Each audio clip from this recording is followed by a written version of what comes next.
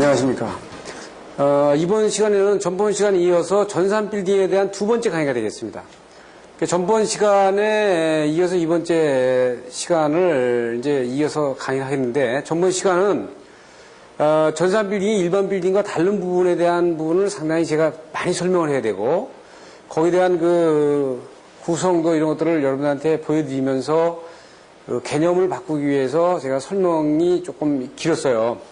그렇죠. 그래서 이번 시간에는 시간 속도 굉장히 빠르게 아마 자료를 가지고 넘어갈 겁니다. 그러니까 여러분들이 그거를 감안하셔가지고 강의를 들으시고요. 이 강의는 항상 제가 말씀드린 대로 일반 비디오 테이프 영화를 보듯이 편안하게 보기보다는 항상 교재를 같이 보면서 저하고 화면을 같이 넘겨가면서 기록을 하면서 보셔야 됩니다. 이 강의는 영화 감상이 아니고 여러분들이 공부하는 강의이기 때문에 소파에서 뭐 턱 누워서 보실 수 있는데, 그렇게 보시는 것보다는 딱 정자를 하고 교재를 가지고 이렇게 이 비디오 테이프를 들어주시기 바랍니다. 왜냐하면 들어주시는 자세가 흐트러지면 이 강의가 좀 여러분들이 힘들죠. 그래서 이 강의는 공부 강의이기 때문에 그런 부분들을 감안해가지고, 이번서부터는 강의가 조금 진도가 빠르니까 그런 것들을 감안해가지고, 전번 시간에 제가 왜 그런 부분들을 조금 여러분들한테 많이 말씀을 드렸냐면, 전산 빌딩 자체를 일단 돼 있지 않는 분들한테 돼 있는 부분들을 설명을 하기 위해서 상당히 제가 어떻게 보면 그렇게 힘이 든 겁니다. 그래서 이번 시간에는 1차 시간이 끝났고 두 번째 시간이기 때문에 조금 템포를 빠르게 제가 설명을 하도록 하겠습니다. 지금 우선 그 교재를 보시게 되면, 이제 수요 전력에 의해서 수전 전압이 결정이 되죠. 우리나라 같은 경우는 대개 10MVA까지 22,900kV를 하게 되고, 많게는 뭐 12MVA까지 되지만 뭐 10MVA가 넘어가면 일단 154 kV를 수전하도록 이렇게 합니다. 근데 154이 10MVA가 넘어가서 154 kV를 받게 되면 이 비용이 상당히 크죠. 그래서 우리나라 같은 경우는 이제 상당히 요거에 좀 이제 앞으로 개선 여지가 있습니다만은, 이 선방솔로라 해가지고 그 지중선 공사가 안 돼 있거나 철탑 공사가 안 돼 있는 경우에는 그 공사비를 수용가에서 다 대야 되고, 그 다음에 154 kV 같은 경우는 한전에 대한 그 변전소를 또 활용해야 되고, 이런 부분이 상당히 많기 때문에 수용가들이 상당히 많이 꺼립니다. 그래서 이 10MVA 이내로 뒤로 되는 문제가 있다 보면 대용량 같은 경우는 상당히 그 고통을 많이 받죠. 그래서 그런 부분들을 고려해가지고 수요 전력이 커지면 수전 전압이 결정이 된다는 얘기죠. 그래서 전력회사와 이 부분을 사전에 충분히 협의를 해야 되고, 그래서 수전 방식과 이 경로, 그래서 다른 빌딩과의 영향이 적어야 되는 문제, 뭐 이런 문제하고, 그 다음에 이 경로가 변전소로부터 상당히 쉽게 들어올 수 있어야 된다 이거죠. 여기 이 66kV는 일본 책이기 때문에 지금 66kV에 나와 있지만, 우리 같은 경우는 지금 이것이 22,900kV로 우리가 보시면 되겠습니다.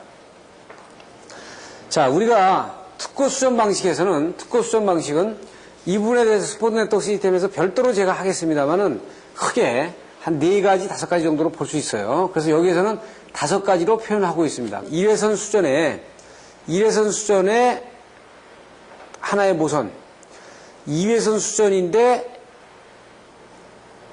상용 예비를 넣는 거, 평행 2회선 하는 부분, 그 다음에 루프 수전이 있고요. 루프 수전이 있고, 그 다음에 스포트 네트워크 시스템이 수전하는 방식이 있어요. 그러니까 1회선 수전은 아주 약소한 것들은 이렇게 가죠, 우리가. 요게 조금 더 증가가 되면 이렇게 MOF를 하나 나눠놓고 두 라인에서 들어오고 변압기를 2개로 나누고, 요거를 약간 개선시킨 과정이 되겠죠. 그리고 이중 모선에다가 중간에 그 2개의 MOF를 넣고 중간에 타이 브레이크를 놓는 겁니다. 이렇게. 그런데 우리나라에서는 지금 현재 MOF를 2개를 인정을 안 하죠. 2개를 인정을 안 해요. MOF 무조건 하나만 놔라. 그게 거의 안 된다고요. 그래서 이제 이렇게 된 경우는 MOF를 2개 놓고 모선을 이 2개로다가 가져가는 방법이 있어요. 이렇게. 그 다음에 이제 스포트 네트워크 시스템은 3개의 구자 이상, 3개 라인 이상 한전으로부터 스포트 네트워크 수준을 하는데 우리나라에서는 완벽한 스포트 네트워크는 없습니다. 왜냐하면 대전 청사, 제2청사에서 스포트 네트워크 시스템을 구현했다고 하지만 엄밀한 의미에서는 그건 스포트 네트워크 시스템이 아니라고 볼 수 있습니다. 그래서 그것은 왜냐하면 이 완벽한 스포트 네트워크 시스템을 하려면 한전하고 이 수영과하고 전부 다 시스템이 맞아떨어져야 되기 때문에 상당히 불가능하죠. 이거는 지금 좋긴 좋지만 우리 국내에서는 상당히 불가능한 부분이다. 그러니까 한전의 변전소가 스포트 네트워크 시스템을 보내도록 태세가 준비되어 있지 않으면 안 되니까 우리가 공부하는 차원에서 보기로 하고 이런 것이 이렇게 종류를 볼 수 있다라고 우리가 보시면 되겠어요. 정전 시간을 보게 되면 지금 여기에서는 지금 그 S라고 표현한 거는요 일본 소화 이거였는데 이건 소화년도고 대개 소화년도에다가 25년을 더하면 석인년도이 됩니다. 그러니까 소화 62년이면 25년 더하면 87년이 되겠죠. 이게 1987년. 이건 헤세이 말하는 거니까 헤세이 4년이면은 여기가 92년이 되는 겁니다. 이게 1992년. 그러면 지금 보시면 자연재해가 그 자연재해에 의한 정전도 상당히 비례적으로 내려가고요. 기기고장은 소화 56년 이때는 있었는데 거의 87년서부터 거의 없다고 지금 자기들이 표시하고 있죠. 그리고 자연재해에 의한 것도 상당히 격감적으로 이렇게 막고 있고 어디 보면 92년 이후에는 거의 정전 자연재해나 기기의 고장으로 인한 고장 발생을 거의 자기들이 안 가지고 있다 이렇게 발표하고 있습니다. 그래서 수변전 설비의 요건과 구성에서는 증설 확장이 쉬워야 되죠. 그 다음에 지상층이나 지하층 물 영향을 받지 말아야 돼. 전기실은 그랬죠. 그 다음에 전기 제시를 분할해가지고 독립구역을 하고요. 보수점검이 용이하도록 해야 되는 부분을 가지고 있습니다. 그래서 그 수변설비의 구성부포의 역할은 특고, 인입, 변압기, 고압모선, 그 다음에 고압변압기 2차측, 자가발전기 시스템보다 이렇게 6개 정도로 이렇게 구분해서 볼 수 있다, 이렇게 볼 수 있습니다. 자, 전산센터에서 우리가 이중화를 하는데 가장 중요한 거는 전산센터의 복수화는 첫째는 이제 모선이 되겠죠. 한전 모선. 그 다음에 들어와가지고는 이제 군의 모선입니다. 그리고 세 번째는 이제 발전기예요. 그 다음에 네 번째는 이게 UPS의 모선입니다. 그렇죠. 전산센터의 복수화는 이 네 개의 모선을 어떻게 가져가느냐, 어떻게 복수화를 시키느냐가 중요하거든요. 그래서 지금 이 부분은 대부분 한번 봤어요. 그럼 발전기의 복수화는 어떻게 하냐? 그럼 발전기 기종 선정이 돼야 돼. 디젤로 할 거냐? 가스터빈을 할 거냐? 이렇게. 저는 전산센터는 무조건 가스터빈이라고 부르는 거예요. 왜냐면 이제 뒤에 나오겠습니다만 전기 안정도라든지 그 다음에 컴팩트한 거, 그 다음에 전원에 대한 그 백업 신뢰성 이런 것이 경제적으로 돈이 비싸다 안 비싸다 이거는 따질 여지가 안 되는 거죠. 그리고 이제 국내에서는 이제 삼성 예전에는 항공이었습니다. 항공에서 이 가스터빈을 생산해서 나가니까 국산화가 가능해졌고 그러니까 뭐 메인테너ન્스에는 별 문제가 없잖아요. 그래서 이 가스터빈 여기 일본 자료도 보면 가스터빈으로다가 가고 있어요. 그 부분을 이제 우리가 들여다보는 겁니다. 자, 우선 자가발전 설비의 위치 설정은 정전 시에 예전과 똑같은 비중을 다 갖게 해야 할 것. 이게 똑같은 비중과 갖게 한다는 얘기는 전부하를 가발하는 얘기입니다. 전부하. 전산센터는요, 정전이 되면 발전기가 뭐 50% 부하가 아니라 거의 100% 부하를 그대로 카바를 하는 얘기예요. 그러니까 만약에 인입에서 만약에 7000kVA를 받으면 7000kVA를 받으면 발전기도 7000kVA 용량을 가지라는 거지. 그래도 발전기이기 때문에 이거 100% 다 못 걸거든요. 또 비상용 EV 발전 정지 가지고 있어야 되죠. 용량 밀도가 전산센터는 이게 200, 300VA로 넘어가잖아요. 그러니까 상당히 커지고 전력 수요에 대한 디맨드 팩터를 100% 정도 줘야 된다 이거죠. 우리가 보통 디맨드 팩터 뭐 80%, 60% 이렇게 주는데 연차 계획에 따른 부분이 들어가야 되고 중요 부하와 비중요 부하를 나눠서 시스템을 나눠주는 것이 좋겠다. 그래서 지금 그 구분 계통은 우리가 보통 일반 책에서 보지만 이런 식으로 합니다. 그래서 지금 자가용 발전 설비를 한 대 놓는 방법이 있고요. 두 대를 복로로 놓는 방법이 있고 아까 본 대로 세 대를 놔가지고 이거를 두 개의 모선에 이렇게 병렬로 연결시키는 방안이 하나 있다. 이렇게 볼 수 있어요. 그러면 자가 발전 설비는 우리가 이렇게 볼 수 있다 이거죠. 그래서 지금 우리나라에서는 이렇게 세 개를 놔가지고 병렬로 이렇게 해놓은 시스템이 거의 없어요. 지금 우리가 시도하는 건 대개 이 부분이 이렇게 시도하면 대부분 많이 하는 시스템이죠. 그래서 이렇게 하는 부분들은 저압 설비는 이렇게 하고 고압 설비는 이렇게 보강을 시키도록 하는 시스템이다라는 얘기입니다. 지금 여기 보시면은 빌딩의 전력의 이제 디맨드를 보게 되면은 디맨드의 전력이 만약에 2,800이다. 그러면은 스탠바이를 딱 더블로 봐가지고 3,000으로 해가지고 6,000 정도의 발전기 용량을 가속돼야 됐죠. 그래서 발전기 용량 예비기를 지금 여기서는 어떻게 돼 있어요?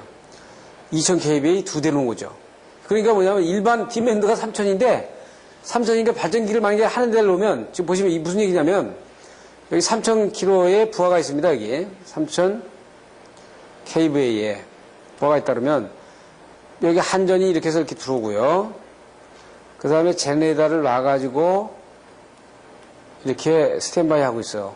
그럼 한전이 깨지면은 이게 3,000kV가 들어가줘야 되는데 이 3,000kV 만약에 발전기가 동시에 또 이 고장이 나버리면 또 문제가 생기니까 여기에다가 또 발전기를 또 하나 놔가지고 3,000kV를 놔가지고 대비를 또 하라는 거죠. 그러니까 이게 6,000kV가 되는 겁니다. 이렇게. 어? 그러니까 3,000kV 하나 놔도 되는데 이것도 발전기 고장나면 어떻게 할 거냐 이거죠. 여기 고장나고 발전기 동시에 고장나면. 그래서 이거 또 하나를 또 놓는 거예요. 어? 그러니까 얘들은 어떻게 돼 있어요? 4,000kV일 때는 3,000kV 둘 정도. 8,000kV 정도면은 수용 설비가 3,000kV 4대니까 약 1,200kV 정도 놓으면 되겠다. 그러니까 지금 보시면 다시 보면 이 비례가 폭이 좁아지죠 이렇게. 여기 폭 좁아지는 부분을 볼 수 있어요. 그러니까 이제 수용과 설비가 상당히 커지면 발전 용량도 더블이 아니라 조금 커지는 용량이 조금씩 찍어줘도 되겠다. 그거를 지금 보여주고 있는 겁니다. 그 다음에 발전기를 만약에 8대를 설치한다. 그러면은, 발전기를 8대 설치하면은, 두 개로 다 분할해서, 하나는 하나, 둘, 한 대, 두 대, 세 대, 네 대, 이거를 이 한 섹터에다 놓고, 또 한 그룹은 이쪽 섹터에다 놔서, 설치를 해서 양분하는 게 좋겠다는 얘기를 보여주고 있는 거고요. 발전 계획은 엔진 설비 쪽이냐, 디젤이냐.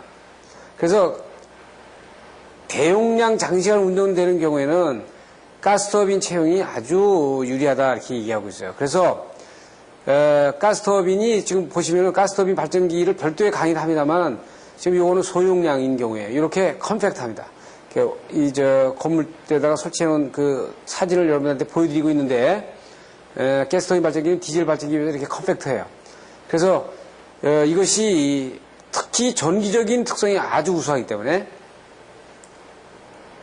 전기의 투입 특성. 이 투입 특성이 아주 우수하다. 그래서, 가스터빈을 지금 여기서 그 일본 자료에서도 추천하고 있는 겁니다. 그래서 가스터빈을 설치 단면을 옆에서 보면 이런 식으로 되어 있어요. 가스터빈 발전정치 3,000kV짜리인데, 이게 어떻게 되냐면 여기에서 이렇게 급기가 이렇게 됩니다. 급기가 이렇게 되고 여기에 발전기가 이 안에 보면 발전기가 여기 이렇게 있어요. 발전기가 여기에 이렇게 포지션이 이렇게 되고 발전기가 여기 있고 여기 샤프트가 연결이 돼가지고 가스터빈의 엔진이 여기 이렇게 되어 있습니다. 엔진이. 그래서 엔진을 연소시킨 아주 고온 다열의 폐기열이 이쪽으로 나가가지고 여기는 이제 소음기를 거쳐서 이 닥트로 빠져나가게 돼 있죠. 이게 상당히 아주 많이 이 양이 들어갑니다. 그러면 환기를, 이 극기를, 여기는 지금 극기 닥트를 이쪽에 해놨는데, 급기가 일로 들어올 수도 있고요. 이렇게 들어오면 이렇게 돌아서 들어가야 되고, 이쪽에다 놔가지고, 여기를 뚫어서, 여기서부터 여기를 오픈을 시켜가지고, 급기 닥트가 이렇게 들어오는 것이 정리입니다. 이렇게. 자, 보세요. 제가 말씀드린 것처럼, 실무는 이론에서 벽에서는 넘을 수 없다. 가스터빈 한 번도 보지 못한 사람이 뭐, 가스터빈 이 책 가지고 공부해가지고, 얼마나 많이 알겠어요? 이걸 분명히 이거는 한계가 있기 때문에 여러분들이 반드시 가스터빈에 대한 부분들을 볼 때는 여기에 대한 기획 설계, 이 설계 사무실에서는 이런 설계하고 가서 감리하고 이거 많이 한단 말입니다. 그러니까 거기 과정에서 알 수 있는 거예요. 그러니까 가스터빈에 대한 부분에 대한 저기는 이제 구체적으로 가스터빈 항목에 대한 강의가 있기 때문에 그때 이걸 가지고 제가 전기적인 특성이라든지 이런 부분들을 다 설명을 할 겁니다. 자, 4대가 설치됐을 때 1호기와 2호기, 그 다음에 3호기, 4호기 이렇게 돼 있으면 그 연소를 하고 나가는 고온 고열의 에어는 배기닥트를 통해서 이렇게 나가는 겁니다. 이렇게 나가고 인테이크 에어는 이쪽 편에서 이렇게 들어오겠죠. 이렇게 들어올 겁니다. 그러다 보면 지금 여기 문들이 있는데, 여기 가스터빈 발전장치 문이 있는데, 이 부분을 처리하는 부분들은 만약에 이 문을 닫은 상태에서 이 문에 열고 닫는 부분이 자유로워야 가동 중일 때, 이 인테이크 에어와 나가는 에어의 양이 맞은 겁니다. 만약에 이것이 나가는 양이 큰데, 인테이크 에어가 만약에 적을 경우에는 이 문이 다시 안 열리죠. 닫혀가지고. 그렇지 않으면 이렇게 안 닫힌다든지, 이렇게 안쪽으로 열 경우는 안 닫히고, 지금 이런 경우에는 안 열리고, 이렇게 되는 겁니다. 그래서, 그것도 나중에 이제 또 설계할 때 또 보아죠. 그래서 급전계통의 이제 전환부하에 보면, 전산실의 부하 밀도가, 이게 발생 열량이, 부하 밀도는 이렇고요. 열량이 해배당, 이건 자승입니다만 해배당 500에서 600kcal가 되는 거예요. 그러니까 여기에 대한 공조부하가 엄청나게 큰 거죠. 이 공조부하가. 그래서 이 공조부하를 빈축열이 아닌 터보 냉동기가 칠러가 막 들어갔다 나왔다 하려면 가스터빈 발전기가 아니면 안 되거든요. 디젤 가지고는 터보 칠러가 들어갔다 나왔다 하는 순시 부하 투입 능력이 상당히 떨어지기 때문에 전산센터에서는 바람직하지 않다. 그래서 이 가스터빈을 일본 측에서는 전산센터에서는 거의 추천하는 이유가 그렇습니다. 동기발전도 어떻게 돼요? 지금 아까 본 것처럼 4대가 막 동시에 운전을 해야 되니까 그러면 싱크로나이징을 시켜가지고 동시에 투입하거나 그렇지 않으면 한전하고 동시 투입할 수도 있지만 대개 전산센터에 발전기 돌아가는 것은 한전하고 동시에 코제네이션 하는 것보다는 비상부하 때 들어가는 것을 많이 하기 때문에 일단 비상부하 때 발전기가 4대면 4대 3대면 3대가 동시에 돌아가니까 이 병렬로 병렬 운전을 해야 될 필요가 있을 때 타임시트를 뒤에서 보도록 하겠습니다. 지금 여기 타임시트에 보시면은 발전기 한 대가 전압을 확립하는데 약 38초 걸렸죠. 이거는 이제 디젤 발전기 같은 경우는 7초, 10초에 걸리지만 가스터빈을 기준했을 때 그럼 이놈을 투입을 시키는 거는 약 41초에 투입을 시켰고 발전기 2대 병렬 운전을 44초에 병렬 운전을 했어요. 그러면 여기 발전기 3대 쪽에 병렬 운전은 약 55초에 병렬 운전을 시키네요. 그러니까 1호기 들어갔고 2호기 들어가고 3호기 들어가고 그래서 2호기까지 먼저 들어가서 2호기가 감당하는 공조기까지 다 집어넣고 그 다음에 3호기 집어넣고 3호기가 또 담당하는 공조기 또 다시 추가로 집어넣고 이렇게 타임시트가 되는 겁니다. 그 뒤에 보시면은 정전이 발생이 되면 부하가 만약에 500VA 해배당 쓰는 공조부하를 쓰는 전산부하를 쓰는 데 같으면은 약 한 칸이 60초니까 2분 후에 실내 온도가 3도까지 막 올라가는 거죠. 400VA 쓰는 경우에는 20 몇 도까지 이렇게 쭉 올라가는 겁니다. 그러니까 공조기에 전 있는 부하가 전부 다 오퍼레이션 돼야 되는 건 2분 정도에는 반드시 다 들어가야 된다. 그러니까 뭐예요? 2분 전에는 발전기가 전부 다 풀 가동을 해가지고 공조 운전을 해서 그 공조기를 전부 다 커버할 수 있게 터보 냉동기면 터보 냉동기에 전 후르바가 다 걸릴 수 있도록 돼야 된다는 거죠. 그 이유가 되면 온도가 갑자기 굉장히 상승하니까 컴퓨터를 다운을 시켜야 되는 그런 상황까지 초래하게 되는 겁니다. 그 다음으로는 이제 보면은 연료 비축 문제가 나옵니다. 여기 보시면은 정전 보증 시간에 자가 발전 운전 지속 시간을 2일에서 3일 정도로 보거든요. 2일에서 3일. 디젤 같은 경우에 대표적으로 상대적으로 이제 좀 용량마다 다르지만 뭐 180리터를 1시간당 뭐 소비한다. 그러면 가스터빈은 360리터를 1시간당 소비하는 거거든요. 거의 가스터빈은 2배의 연료를 소비하거든요. 그러면 비축조가 디젤보다는 2배 커야 되는데 대개 이제 이거 가스터빈은 연료 소모가 많기 때문에 되게 어떻게 하냐면은 지하실에다가 발전기용 비축조가 있고 그 다음에 그 어느 건물이나 이제 그 보일러용 겨울 보일러용 경유 탱크가 있지 않습니까? 그럼 여기다가 파이프를 연결시켜가지고 연결시켜서 바이패스 라인을 여기다 나누는 겁니다. 여기 이제 계량기를 설치하고 그럼 평상시엔 잠궈놔요.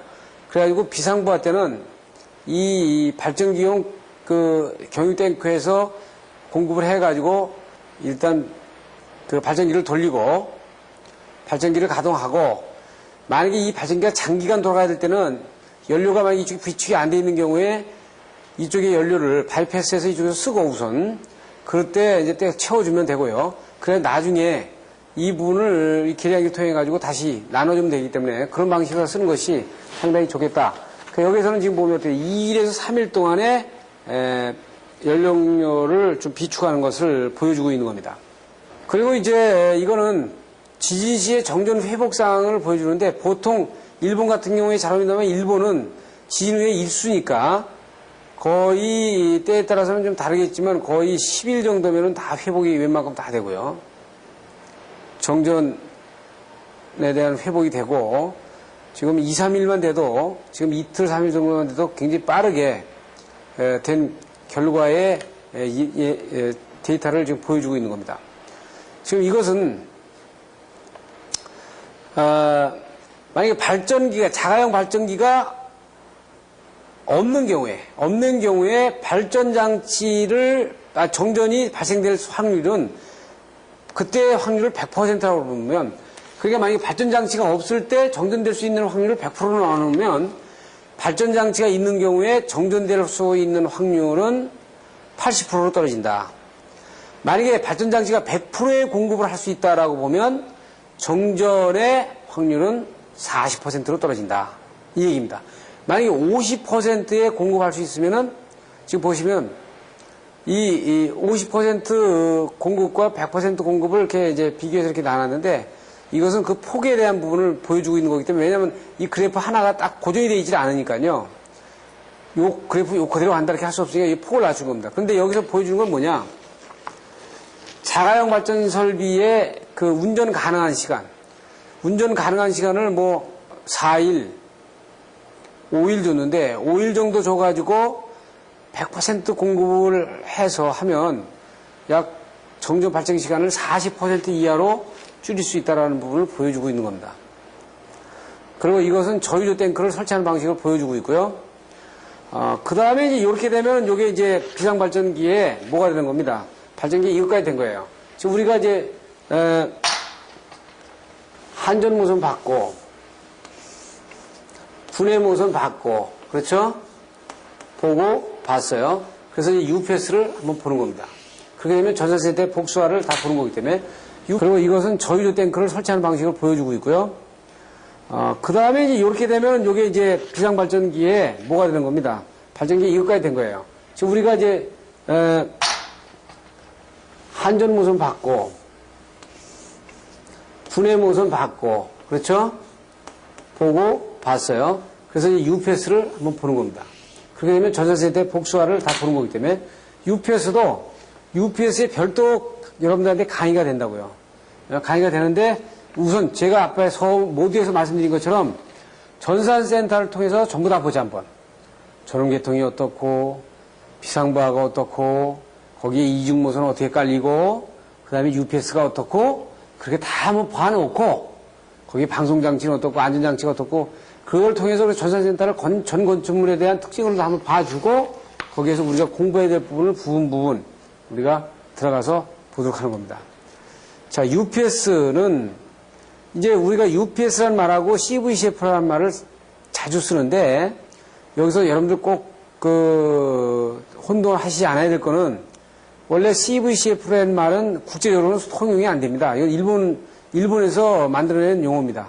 컨스탄트 볼테이지, 컨스탄트 프레퀀시라는 말은 글자 그대로 전압과 주파수를 그대로 보낸다는 거거든요. 전압과 주파수를 그대로 보낸다는 거예요. 그러니까 이건 배터리가 들어가 있지 않는 상태에서 UPS는 CVCF하고 배터리를 합쳤을 때 이걸 UPS라고 합니다. 그래서 미국이나 유럽에서는 UPS라고 합니다. 그래서 Uninterruptible Power Supply System 이렇게 하죠. 그래서 전산 빌딩의 UPS 용량은 어떤 부분보다 어떻게 가져갈 거냐 하는 얘기를 이제 뒤에서 하고 있죠. 자, 보시면 수용가의 전산센터에 만약에 CCTV 용량이 2200kb짜리면 이거 500kb짜리 7대 놨잖아요. 7대면 얼마입니까? 35, 3500이에요. 이게 지금 CCTV 용량보다 크잖아요. 이것은 스탠바이까지를 다룬 겁니다. 그러니까. 3600 같은 경우는 5000kb짜리 10대. 그러니까 UPS로 5000kb 놓은 거죠. 이런 경우가 왜 이렇게 나오냐면은, 이게 부하가 있으면은요, 여기 UPS가 있어요. 부하가 200kb짜리. 그러면 200kb의 UPS를 놔가지고, 이렇게 들어간다 그러면, 이 UPS 200kb면 UPS를 1.5배 해가지고 300kb로 놔야 되거든요. 그런데 300kb 놓는데 UPS가 고장나면 안 되잖아요. 또 그러니까 여기다가 UPS를 하나 더 놔요. UPS 300kb를. 그래가지고 이렇게 놓는다고, 이렇게. 두 대를 150kb씩 나눠가지고 이렇게 스탠바이요. 그럼 한 대 수리하면 어떻게 돼? 수리하면 이거 똑같은 경우잖아요. 그러니까 여기 또 하나 놔. 또 하나를 놓으니까 이거는 하나 스탠바이에서 쉬어놔야 돼. 하나 고장나면 들어가야 되니까. 그러면 이게 900kb가 되잖아요. 그래서 이 UPS의 용량은 이 부하하고 이 비례적으로 놓는 부분을 여러분들이 딱 구분해서 봐야 돼. 그런 측면에서 여기서 어떻게 있어요? 3600kb인데 5000kb. 여기 5650kb의 수전 용량이면은 500kb 15대, 7500kb의 UPS를 놓도록 하는 것이 좋겠다. 지금 한돈 연차 계획을 보여주고 있습니다. 그래서 신뢰성은 UPS도 하나만 나가지고 안 되거든요. 병렬로 놓고 그 다음에 상용 바이패스와 조합을 해가지고 어떤 상황에서든지 바이패스가 되도록 만들어주는 것이 굉장히 중요하다. 그 다음에 UPS 용량과 구성에서는요. 이제 대개 UPS는 500kb 이상은 무리라고 보는 겁니다. 이건 왜 그러냐면은 500kb 이상에서는 상당히 무리다. 대개 208에 120을 많이 쓰거든요. 컴퓨터에. 그럼 208에 120이 들어왔는데 UPS예요. 그래가지고 여기에 AC를 DC로 바꿔주고 안에 필터도 있고 DC를 다시 AC로 바꾸고 나가고 여기에 배터리를 카바링을 하고 208에 120을 만약에 나갔다. 그러면 500kb 이상 되면은 전압은 낮지만 전류가 굉장히 커가지고 이 소자를 선택을 하는데 제한이 있어요. 그러니까 요새 IGBT 같은 경우는 상당히 좋죠. 적응 속도. 그러니까 이 턴온, 턴오프 시간이 엄청나게 빠르기 때문에 고전파를 상당히 많이 줄일 수 있는데 반면에 대전류를 보내는 데는 상당히 문제가 있다. 그러니까 어떻게 돼 있어요? 이거를 안에서 전압을 올린다고 이걸. 440에 뭐 220 이런 식으로 많이 올렸다 그래요. 그럼 소자의 전류를 줄일 수 있으니까 소자 선택 폭은 좋은데 부하가 208에 120이면 또 뒤에다가 변압기를 또 강압 변압기를 또 써야 되는 문제가 나오잖아요. 그래서 이 변압기를 안에 내장용으로 쓰게 되면 거기 손실 생기죠. 예? 고주파 문제, 그 다음에 발열 문제, 여러 가지 문제가 나오니까 UPS는 500kVA 이상 단일 용량으로다가 해가지고 하는 거는 바람직하지 않다. 그래서 500kVA까지 가도록 하면 보통 어떻게 돼요? 지금 여기 보시면 200V급의 사이렌스타 용량은 전격이 한 2000A 정도 되니까 이게 550kVA 이하로 리미테이션 되죠. 이제 UPS 할 때 보면 그 소자에 대한 부분을 제가 이렇게 시각적으로 여러분들이 다 보여드릴 겁니다. 그런데 지금 보시는 것처럼 그래서 500kVA를 하나, 둘, 셋, 네 대를 놓게 되면 한 대, 두 대, 세 대, 네 대면 하나는 스탠바이로 봐야 됩니다. 하나는 없는 거로 봐야 돼요. 고장이 났을 때 들어가니까 500kVA면 이게 2000kVA지만 실질적으로는 1500kVA가 걸린다고 봐야 돼. 그렇죠? 그렇게 되면 이 부하는 얼마를 담당하냐면 약 한 1500kVA나 한 1000kVA 정도 담당한다 그러면 상당히 가장 좋겠죠. 그래서 이 1000kVA를 이게 나눠서 이 세 대가 나눠서 담당하다가 한 대 고장나면 이거 들어가고 그 수리를 하는 동안 쉬고 이렇게 하도록 해야 이 시스템이 안정도가 좋다 이거죠. 지금 이 그림은 UPS 시스템의 결손도의 예를 보여주고 있는 거고요. 이제 그 다음에 이제 시스템의 발전을 보게 되면 이렇게 중요합니다. 지금 보시는 것처럼 시스템이 어떻게 발전이 됐냐면 처음에는 UPS 1, 2, 3 해가지고요. 여기에서 CPU를 해가지고 1번 부하, 2번 부하, 3번 부하 이런 식으로 나갔어요. 가만히 보니까 이게 UPS가 고장했을 때 문제가 생기더라. 그러니까 여기다 돼 있어요. 이 메인에서 들어가는 절체 수치를 나가지고 UPS가 만약에 다운이 되면 이쪽에서 이렇게 들어가도록 이렇게 발전이 된 겁니다. 또 그렇게 되는데 어떻게 있어요? 이걸 다른 모선으로 해놓으니까 좀 문제가 있다. 그러니까 이걸 이중 모선으로 해가지고 했어요. 이중 모선에서 이렇게 발전을 시킨 겁니다.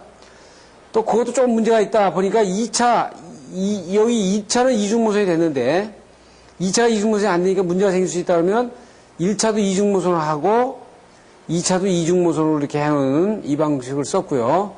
그 다음에 이제 다섯 번째는 UPS 1, 2, 3 이렇게 있고 2차에 이 보게 되면 여기 이중 모선을 하면서 이 UPS-C라고 현장을 구분해서 나눴죠. 이게. 지금 이거는 UPS-C 안에다가 다는 겁니다. 이게. 넣어가지고 요것이 CPU로 간 거고 이거는 어떻게 됐어요? 여기까지는 UPS-C이고 이중 절체를 갖다가 현장으로다가 그러니까 전산실이면 전산실로다가 내보낸 거죠. 이렇게. 지금 이 시스템은 분전반에서 설치하는 겁니다. 그 전산실에 분전반에서 설치하는 거고 지금 이 시스템은 UPS-C에서 설치하는 거고 전산센터의 전산실에서는 이 절체에 대한 권한이 없죠. UPS까지 내려가야 거기 스위치 가지고 절체할 수 있는 부분이니까. 그러니까 이것이 거기에 따르면 거기서 즉시 절체할 수 있는 상황을 잃어버릴 수 있기 때문에 이렇게 발전이 됐다 볼 수 있어요. 그 UPS의 이제 고장 개수를 보면 이 선호 여러 가지 그 기타 이렇게 그 여러 가지 고장 개수를 다 더하지 않는 단일 개수로는 지금 인버터가 가장 크지 않습니까? 인버터. 그 다음에 이제 출력부의 회로에서 그 다음 두 번째로 가지고 있고 그 다음에 이제 DC 필터, DC 리액터 부분에서 이제 그 고장 개수를 가지고 있어요. 병렬 운전 대수의 고장률은 지금 보시면 그 병렬 시스템으로 하면 한 대를 놓게 되면 지금 한 대를 놨을 때 고장 용량을 200% 한 대를 놨을 때 고장률을 이 기준으로 놨다 그러면은 지금 병렬로 놨을 때 지금 UPS를 병렬로 놨을 때 병렬 시스템으로 갔을 때는 고장률이 이렇게 나갈 수 있고 상용 전원과 UPS를 병렬 시스템으로다가 이렇게 묶었을 때는 고장률이 가장 낮게 기록을 한다라는 것을 보여주고 있는 겁니다. 그리고 이제 UPS의 배치와 계획은 UPS는 대개 어디다 놔야 되냐면 전압가가 가장 적어야 되기 때문에 이 전산실하고 너무 떨어지면 문제가 있죠. 그 다음에 정기적인 노이즈 레벨이 낮아야 되고 장내 출력 계통의 증설이 용이해야 되고 이런 부분도 있어요. 그러니까 가장 중요한 거는 전압가가 낮아야 되니까 너무 전산센터하고 멀어 떨어져 있으면 상당히 문제가 있다 이렇게 볼 수 있습니다. 그래서 UPS에 대한 냉각은 이게 보면은 이제 그 UPS가 뭐 500kV짜리 5대가 열반이 되어 있으면 엄청나게 열이 많이 나오거든요. 그래서 이 열이 많이 나오기 때문에 이 공조 시스템을 별도로다가 특별히 가지고 있어야 돼요. UPS실 내부만의 공조 시스템이 공조기가 별도 돌아가가지고 계속 UPS를 냉각을 시켜줘야 그 제 성능을 발휘하는데 문제가 안 생기다 이거예요. 그래서 이런 부분들에 대한 발열량에 대한 문제, 예? 공조에 대한 문제도 반드시 여러분들이 고려를 해야 되는 문제 중에 하나다 이거지. 그래서 전산센터용 그 변전실은 막 도심에다 두는 게 아니고요. 전산센터의 위치를 대개 그 외곽에다 둡니다. 외곽에다. 그러니까 전산센터는 뭐 도심에 와가지고 그 겉에서 보기에는 사람이 많이 들락날락거리질 않아요. 그래서 사무실이 그 오퍼레이터들만 이용하는 거기 때문에 안에 장비들만 쫙 들어가 있고 사람들이 근무하는 부분이 아니기 때문에 되게 교외로 둡니다. 그래서 교외로 두게 되면 이제 용지에 대한 어떤 그 넉넉함 이런 부분들이 있기 때문에 발전기 같은 경우도 막 지하로다 집어넣고 막 이러지 않고 변전식 파워프린트도 지하로다 집어넣는 것보다는 옆에 프린트를 만들어가지고 이렇게 할 수 있는 그런 부분들이 상당히 있어요. 최근에는 이제 기기 축소화를 해가지고 변전실을 상당히 적게 하는, 요새는 뭐 지하에서 하죠, 뭐 전자 배전반 하지 해가지고 상당히 면적이라든지 큐비클의 면적, 그 다음에 변전실의 면적들을 많이 줄일 수 있는 부분들을 볼 수 있고, 그렇게 하면서 이중화 해가지고 그 모선이 늘어남에도 불구하고 변전실의 어떤 그 전체 체적은 상당히 줄여나가는 이런 추세에 있습니다. 그리고 이제 배전 방식은 중간 전압을 보통 400V 배전을 하는데, 전산센터 같은 경우는 이렇게 롱스판으로 가가지고 대형 건물이 아니고 모층짜리 보통 교외에 이렇게 짓고 하기 때문에 400V 배전이나 그렇지 않으면 3300V 배전 가지고 충분한 상황을 볼 수 있어요.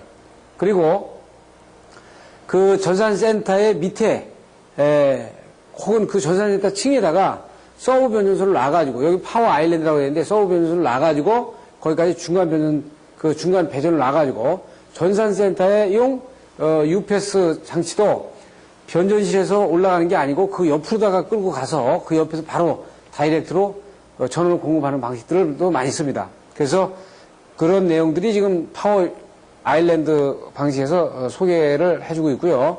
중앙 감시반 계획이라든지 감시 제어 방식과는 요새 상당히 많이 변하고 있기 때문에 여러분들 유인물을 참조하시면 좋겠습니다. 그래서 이제 매듭말을 보면 계속적으로 얘기 나오는 게 신뢰성 문제하고 대용량이 가다 보니까 거기에 대한 그 UPS라든지 비상 전원 문제, 발전기 장치의 그 전원 용량을 선정하는 그런 거에 대한 부분이 계속적으로 반복적으로 강조가 되고 있습니다. 뒤에 보시면 이것이 이제 그 UPS실만 쭉 놔둔 배치를 해놓은 상태를 보여주고 있고요. 화면을 봐주시면은 전력 이제 그래픽 판넬 보드가 있어요. 그러니까 그 회사의 전력 그래픽 판넬 보드가 여기 다 나타나는 겁니다. 그러면 지금 랜으로다 이 루프로다가 깔아가지고 UPS 설비의 AB계, 그 다음에 발전기, 고압 배전실, 특허 변전실, 여기에 대한 데이터를 여기다 다 집어넣어요. 그렇죠? 지금은 이제 옛날에는 뭐 트랜스듀서를 통하든지 뭐 이렇게 그 다음에 서브 컴퓨터를 통하든지 이렇게 통할 수 있는데, 요새는 이제 이런 그 아날로그를 디지털로 바꾸는 부분이라든지 뭐 이런 부분이 연결되긴 되는데, 지금 여기에서는 광 케이블로 일단 묶어서 데이터가 오는 부분을 다 얘기를 한 겁니다.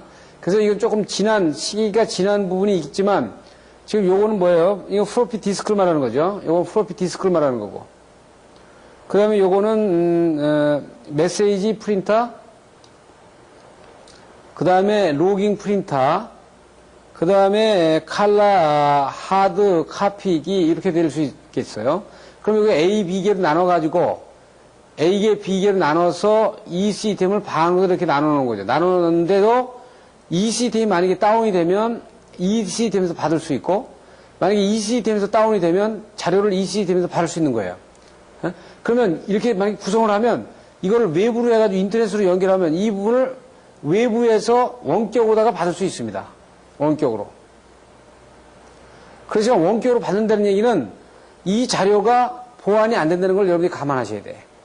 그러면 이것도 어떻게 돼요? 컨트롤하면 이 외부에서 이 컨트롤하는 거는 위험성이 나하고 관계하지 않는 상태에서 컨트롤할 수 있다는 부분이기 때문에 컨트롤은 외국으로다가 끌고 나가는 건 상당히 바람직하지 않다. 자기가 인터넷으로 만약에 집에서 하겠다. 집에서 근무를 다 하겠다. 되겠죠. 다 되는데 상당히 그것은 다른 사람이 또 침입할 수도 있는 문제가 있기 때문에 상당히 위험스럽다. 그렇기 때문에 웹의 장단점이 뭐예요? 정보가 아주 리얼타임으로 실시간으로다가 조정되는 부분도 있지만 정보의 키핑이 안 되는 부분이 있어요. 그러니까 그런 것들을 이제 감안하셔가지고 여러분들이 구성을 하는 것이 좋겠다. 그 다음에 이어서 이제 전산 빌딩의 예비 전원과 이제 비축조. 그래서 예비 전원에 대한 부분은 이제 앞에서 얘기를 했고요. 그 비축조를 중심으로다가 얘기를 하겠습니다. 그러니까 연료 탱크에 대한 부분.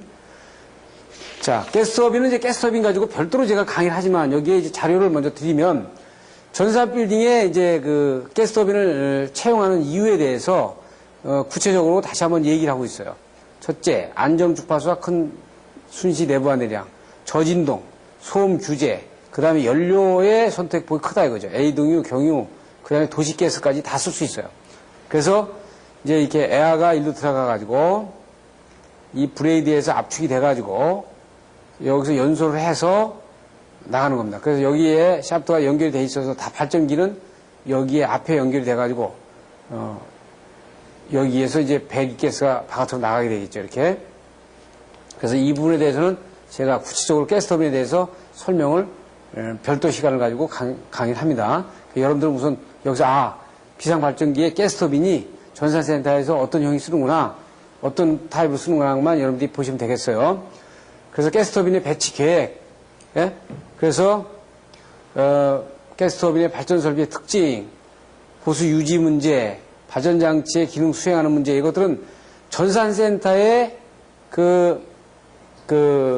비상전원의 가스터빈을 왜 이렇게 얘기하는가를 먼저 우리가 봐야 여러분들이 전산센터 나중에 가스터빈을 얘기할 때 정말 전산센터에서 그때 배울 때 보니까 이 발전장치에 대해서 가스터빈을 계속 강조하더라. 그거를 여기서 보고 가야 여러분들이 가스터빈을 강의할 때 그런 내용을 여러분들이 염두에 두고 듣는다는 얘기죠. 그래서 이건 보유 거리를 나눈 거니까 여러분들이 참고를 하시면 되겠습니다. 그리고 이제 급배기 설비가 있는데 발전 설비에서 제가 이제 가스터빈에서 설명하겠지만 가스터빈의 상당히 중요한 부분은 디젤과 다른 것이 급기 시설이 상당히 제 용량대로 돼야 되는 게 상당히 아주 큰 관점이에요. 그래서 급기 계통이 만약에 지상으로 가게 되면 자연급기까지 됩니다. 지상으로. 지하로 가더라도 이걸 굉장히 크게 나누면 인테크 에리아를 크게 나누면 되는데 어떻든 3m/s 이하가 되도록 해야 되고요. 유입 속도가. 팬 급기 방식은 상당히 위험해요. 왜냐하면은 만약에 팬이 돌지 않아가지고 발전기가 도는데 만약에 급기를 못해서 발전기가 섰다 그러면 이건 앞뒤가 전말이 뒤집어진 거 아니에요? 팬은 전원을 받아야 돌아가는 거니까. 그래서 팬 급기는 추천할 만한 것이 못 됩니다. 그러니까 여러분들이 팬 급기 방식은 쓰지 않는 것이 좋다. 그러니까 자연적으로 드라이어를 확보해가지고 급기하도록 하고요. 환기는 이제 실내 온도를 상승하는 것을 막기 위한 환기가 아주 주된 겁니다. 그래서 지금 관련 파라미터 해가지고 지금 여기 들어와 있는 식을 보여주고 있어요. 그래서 환기량의 설계상에 주의점 나와 있는데 보통 가스터빈을 설계를 하게 되면 설계 용량에 따라서 메이커에 따라서 환기량이 얼마나 필요합니다라는 데이터가 딱 나와져 있어요. 네? 그래서 500kV짜리는 지하 밑에 쓰면 몇 바이 몇 인테크 에리아가 필요합니다. 이렇게 주어지니까 이걸 가지고 여러분들이 보시면 되겠다는 얘기입니다. 자, 보시는 것처럼 팬 급기는 지금 보시면은 급기를 팬으로 해가지고 넣어서 다시 팬으로 나가는 방식. 바깥에 넣는 것만 팬으로 하고 나가는 건 자연으로 나가는 방식. 이돼 있죠? 나가는 거를 자연으로 들어와가지고 나가는 것도 자연으로 나가는 게 가장 좋아요. 그러니까 여기 배기도 이 팬을 쓰지 않는 것이 좋겠다. 자연으로 들어와가지고 자연으로 밀어서 나가는 것이 가장 좋다. 이거는 왜냐하면 팬을 놔놓게 되면 고장 개소를 하나씩 더 만들어 놓는 개소가 되기 때문에 이건 상당히 바람직하지 않다. 이렇게 여러분들한테 말씀드리고 싶고요. 배기를 하는 방법은 급기를 하면은요, 지금 이 방법은요, 이렇게 몸체를 시켜준 것은 급기 팬을 통해서 나가는 방식으로 말하는 겁니다. 이렇게. 그리고 이 안에 공기는 데워져가지고 여기 급기 팬으로 나가고, 그 다음에 여기에 들어와서 연소를 시켜놓으면 일러서 이렇게 나가는 방법. 이 방법을 쓰는 거예요. 대개 어느 방법을 쓰냐면, 급기 팬대로 따로 있는 게 아니고, 보통, 여기에 연료조를 같이 집어넣어가지고 일로 나가고, 냉각을 시켜주는 거를 따로 보내는 방식들을, 이런 방식들을 가장 많이 써요. 지금 이런 거 같은 경우는 엔진으로다가 급기를 따로 주고, 외부에 급기 따로 주는 거, 이런 방법들이거든요. 그러니까 이런 것들은 이렇게 쓰진 않고 되게 많이 쓰는 방법들이 되게 이 방법을 많이 쓴다고요. 지금 이 방법을 상당히 많이 쓰죠. 네. 자, 그래서 급배기 설비에서 배기 계통은, 이게 아주 고온 고압이란 말입니다. 상당히 배기 온도가 아주 높아요. 600도면 여러분들이 이렇게 쉽게 상상할 수 있는데, 엄청나게 높은 온도입니다. 거기다가 압력이 굉장히 많죠. 유속이 지금, 굉장히 빠르기 때문에 이 백프레셔가 300mm AQ 이하로다가 제한해야 발전기 용량 출력에 영향을 안 받기 때문에 그 많은 온도가 높은 발전기에 그 다음에 많은 양이 나가는데 그걸 갖다가 원활하게 내보내려면 건축적으로 내화벽돌이라든지 이런 처리 가지고는 안 돼요. 그래서 그 가스터빈 발전기를 지하에다가 저 깊은 데다 집어넣어가지고 올리는 거는 상당히 바람직하지 않다. 가장 좋은 거는 1층 파워플랜트를 별도로 만들어가지고 자연 급기에서 자연 배기로 나가는 방법이 가장 바람직한 방법입니다. 그래서 요 근래 많이 쓰는 이 AS 파이프를 쓰게 되면은 전혀 무관 없이 이 AS 파이프를 쓰게 되면 단열 공기 마찰을 전부 다 줄일 수 있는 부분이 있기 때문에 이 발전기의 배기의 문제는 전부 다 해결할 수 있어요. 그래서 발전기 때 또 자세히 이 문제에 대해서 설명을 해드리도록 하겠습니다. 뒤로 가보면 이제 전원 공급 품질에 대한 문제는 우리가 그 발전기의 그 용량을 구할 때 보게 되면요. 이런 공식이 있죠. PG2는 PM 베타 C에 XD 1-델타 V 델타 V. 그렇죠? 그러니까 가장 큰 전동기가 돌아갈 때 이때 시동계수하고 전동기의 계급 되는 부분에 대한 팩터 넣어주고요. 그 다음에 과도 리액탄스. 이게 보통 0.2에서 0.25로 주죠. 그래가지고 어떻게 돼요?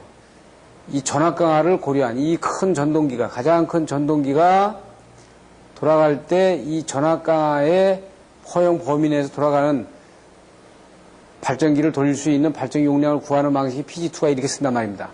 그것처럼 지금 여기서 보면 전압 변동의 문제가 있다 이거죠. 그래서 전압 변동은 과도 리액탄스에다가 더하기 발전기의 용량분의 총 용량분의 부하 투입 용량을 더한 과도 리액탄스 분에다 더해서 이 계수로 나눈 부분에 대한 델타 V로 그 여기에 이 내에서 그 순시 전압 강화의 폭이 주어지도록 이렇게 요구하고 있는 겁니다. 보통 10%의 용량을 보시면 돼요.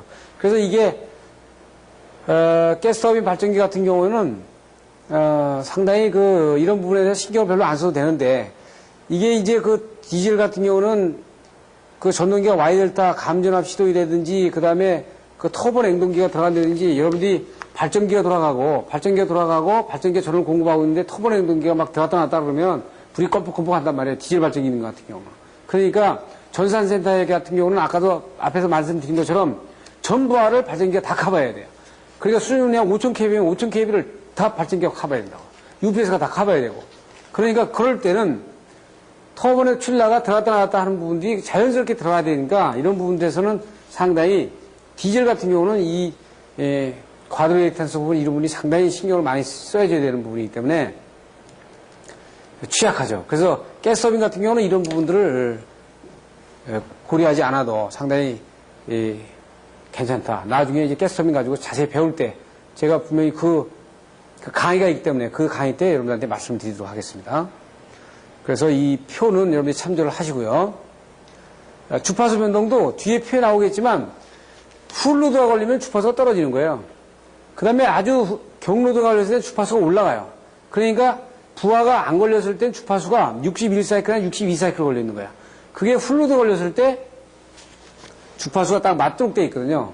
그래서 주파수 변동식은 지금 이 식과 같이 우리가 쓸 수 있습니다. 그래서 가스터빈 같은 경우에는 큰 부하 투입이 있어도 주파수 변동이 작다. 전압 변동이 작을 뿐더러 주파수 변동도 상당히 적어요. 이 폭도.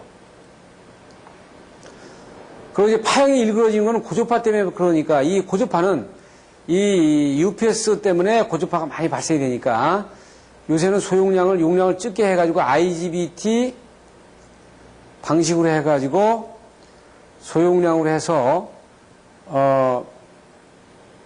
PWM 방식으로 해서 고주파의 발생하는 양을 억제하는 방식들을 많이 쓰고 있습니다. 그래서 UPS의 기능은 이제 이 아마 전산센터의 강의가 전부 다 끝나면 UPS를 별도로 제가 강의를 하는데 UPS에 대한 기능과 그 다음에 이에 따른 주의사항 문제, 그 다음에 장점 문제 이런 문제들을 이제 고려해서 여러분들이 이 시스템을 구성할 때 고려해야 되는 부분들을 여기서 얘기를 하고 있는 거고요. 그래서 그 UPS는 이제 백업으로 그러니까 요게 CVCF라면 지금 어떻게 원격하게 얘기하면 요게 이제 요 축전지가 빠져 있는 것이 CVCF거든요. 요거 들어가면은 요게 이제 CVCF가 UPS가 되는 거거든요. 요것은 이제 요 부하에서 여기 자체 UPS 문제가 생겼을 때 바이패스 스위치가 있어가지고 이 부하를 그냥 바로 이쪽 전원 쪽으로다가 바로 넘겨주는 바이패스 스위치입니다. 그래서 UPS의 기본 구성은 이제 다른 구성하고 이렇게 돼 있다는 부분을 보여주고 있는 거고요. 지금 조금 전에 말씀드린 대로 주파수가 부하가 낮을 때는 이게 주파수의 수화 특성이라고 얘기하고 있는데 여기는 50Hz 기준으로 해놨어요. 우리는 60Hz니까 여기는 이게 참고하시면 되겠습니다. 여기 만약 60Hz면은 이게 아마 60 한 1 되겠죠. 이게 59 정도 된다고 치면은 이렇게 경부하 때 61Hz로 주파수로 가고 있다가 이것이 되게 이제 어떻게 하냐면은 이런 곡식도 이렇게 갈 수도 있지만 100% 부하 때 60Hz에 맞게 이렇게 많이 합니다. 그러니까 50Hz 때가 아니고 100% 부하할 때 맞게. 그러면 이건 어떻게 좋으냐면 평상시에 거의 50Hz, 50%의 부하에 거의 노멀하게 걸려있다. 그럴 때는 50Hz 때 가장 주파수 특성이 50% 부하할 때 가장 주파수 특성이 가장 정확한 부분에 위치하는 것이 가장 좋겠죠. 연료 지정량, 아까 이거는 뭐 일본의 법규 문제니까 여러분들이 잠깐 말씀드렸죠. 보통, 2일에서 한 3일. 그러니까 발전기에 연료의 저장량을 2일에서 3일 정도 봐주고요. 그래서 가스터빈은 디젤에 거의 곱하기 2를 해줘야 된다. 그 부분만 보시면 되겠어요. 이거는 일본의 경우니까, 이건 또 한국의 소방법이 다르니까 이건 좀 비교해서 우리가 참조를 하면 되고, 저장소의 구분이라든지 지하 탱크의 저장소 이런 문제들은 어떤 비교를 어떻게 해라. 지금 이런 것들도 자체도 이제 앞으로 이것이 ISO에서 나오는 기준이 있습니다. 이 자체도 마찬가지고 ISO에서 나오는 기준이 있어요. 그러니까 이거를 비교해서 가야 될 거예요. 지금은 이제 우선 우리 국내 소방법에 의해서 정리를 하시면 되겠다. 요거는 이제 일본의 전산센터 걸 보여주고 있는데, 만약에 보세요. 4000kb짜리 용량에 여기는 85,000리터고 여기 3,500에 88,000리터잖아요. 이건 뭐냐면 뭘 뜻하냐면 가동시간 예비율을 얼마로 두느냐, 그 다음에 여기 예비 대수가 몇 대냐 하는 거에 따라서 달라지는 거예요. 이거하고는 관계없이 예비 대수를 많이 뒀으면 이 용량이 커지는 거죠. 이번에 시간에는 그 설비의 이중화를 위해서 모선과 그 전원 설비를 뺀 나머지 발전기와 UPS의 이중화를 어떻게 하느냐, 거기에 비축전을 어떻게 놓느냐, 거기에 따른 문제점들이 어떤 게 있느냐, 하는 것들을 이번 시간에 봤습니다. 그래서 이번 시간까지는 이렇게 전번 시간과 연결을 해가지고 전체의 모선 이중화, 예비전원 이중화까지 이중의 시스템에 대한 그 확장성에 대한 부분들을 검토해 보았습니다. 감사합니다.